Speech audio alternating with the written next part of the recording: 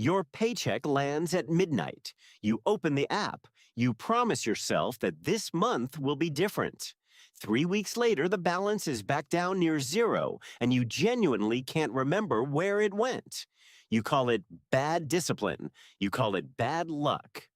But the real answer is far stranger. The problem isn't your willpower. It's the fact that your brain was never designed to handle money in the first place.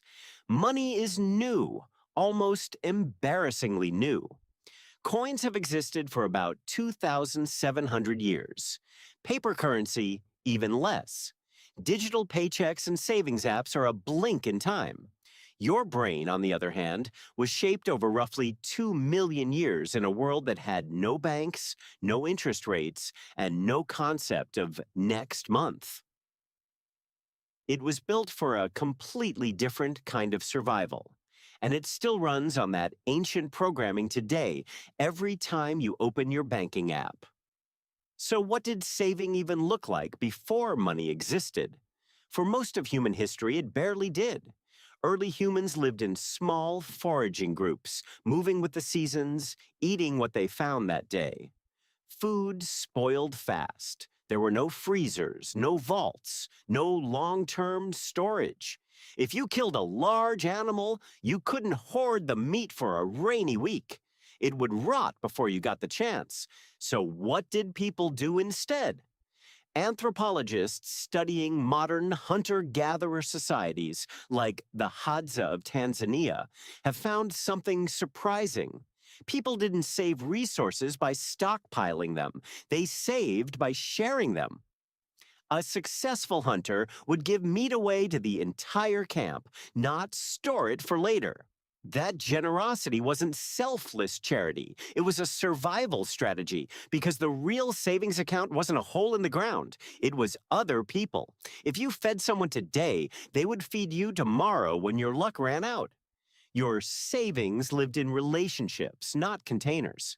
This matters because it means the human brain never evolved a strong, automatic instinct for solitary, abstract, long-term saving. It evolved an instinct for immediate use and social trust. Holding onto a resource for an imagined future you couldn't see, touch, or guarantee simply wasn't how the ancestral brain solved problems. Why would it be? For nearly all of human history, the future was wildly unpredictable, and a bird in the hand was worth far more than a vague promise of two in some distant bush. This shows up clearly in a concept psychologists call hyperbolic discounting. The economist George Ainsley studied this pattern for decades in both animals and humans. The finding was consistent. People and animals don't value future rewards in a smooth, rational line. Instead, the value of a reward drops off a cliff the moment it's pushed into the future, then flattens out the further away it gets. A reward right now feels enormous. The exact same reward next month feels barely worth waiting for. Your brain isn't being lazy when it does this. It's running ancient software that assumes the future is uncertain. So grab what you can get today. You can see a version of this pattern even in childhood. In the late 1960s and 1970s, the psychologist Walter Mischel ran a now famous series of experiments with young children and a marshmallow. A child could eat one marshmallow immediately or wait alone in a room for several minutes and receive two. Some children waited. Many couldn't. What Michel's work revealed wasn't really about marshmallows at all. It was about a battle happening inside every human brain between the part that wants a reward now and the part that can imagine a bigger reward later. That same battle is still happening inside you. Every single time your bank account shows a number, an tempting purchase shows up beside it. Why does a 5-year-old facing a marshmallow look so much like an adult facing a sale notification? Because it's the same circuitry, just wearing different clothes. But here is where the story gets genuinely strange. It isn't only that the future feels less valuable to your brain. It's that your future self barely feels like you at all. In the late 2000s, the psychologist Hal Hershfield ran a study using brain imaging. Participants lay in a scanner while thinking about themselves in the present and separately about themselves 20 years in the future. Hershfield also had them think about a complete stranger. The results were unsettling. When people thought about their future selves, the brain activity looked far more similar to thinking about a stranger than to thinking about themselves right now. Neurologically speaking, the version of you who will retire someday is, to your own brain, basically a different person. Sit with that for a second. When you choose not to save, your brain isn't being reckless with your future, it's being generous with someone else's money. It feels less like depriving yourself and more like handing cash to a stranger you've never met and may never sympathize with. Would you max out your credit card to fund a random person's retirement? Probably not.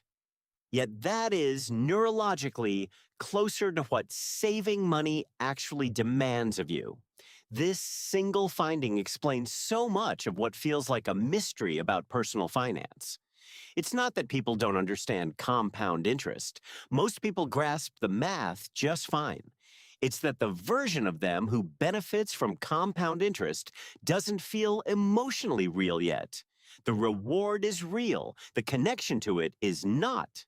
Layered on top of this is another deeply human bias, one identified by the psychologists Daniel Kahneman and Amos Tversky in the 1970s. They called it loss aversion. Their research showed that losing something hurts roughly twice as much psychologically as gaining the equivalent amount feels good. This sounds simple, but it quietly sabotages saving in a powerful way. When you move money into a savings account, your brain doesn't register it as gaining future security. It registers it as a loss right now of spending power you could have used today. The future benefit is abstract and distant. The present loss is sharp and immediate. Of course, the immediate loss wins more often than it should.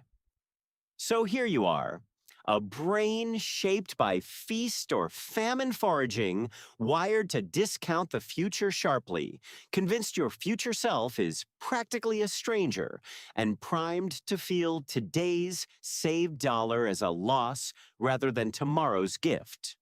No wonder the simple advice to just save more rarely works.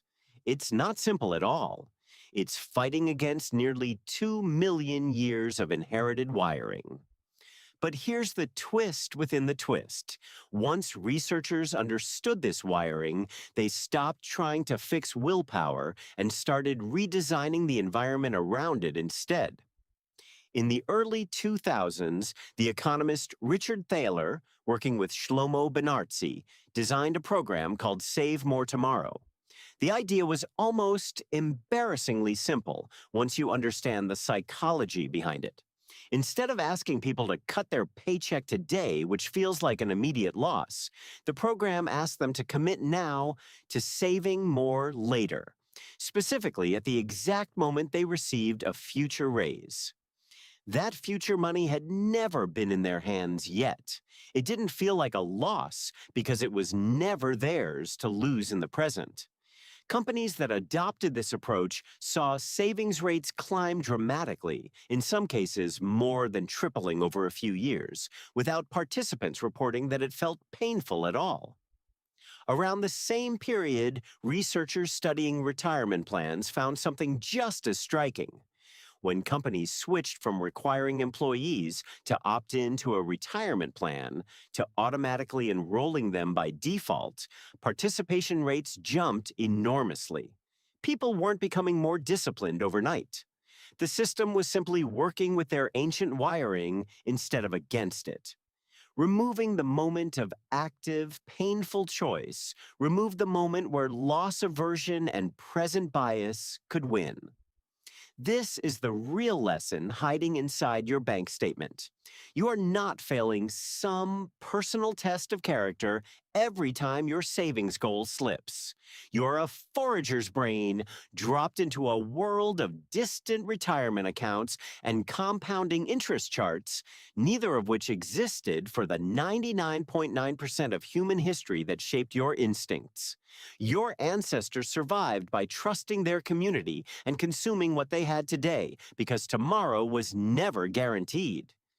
You inherited that same wiring intact, even though your world now runs on invisible numbers and 30-year timelines.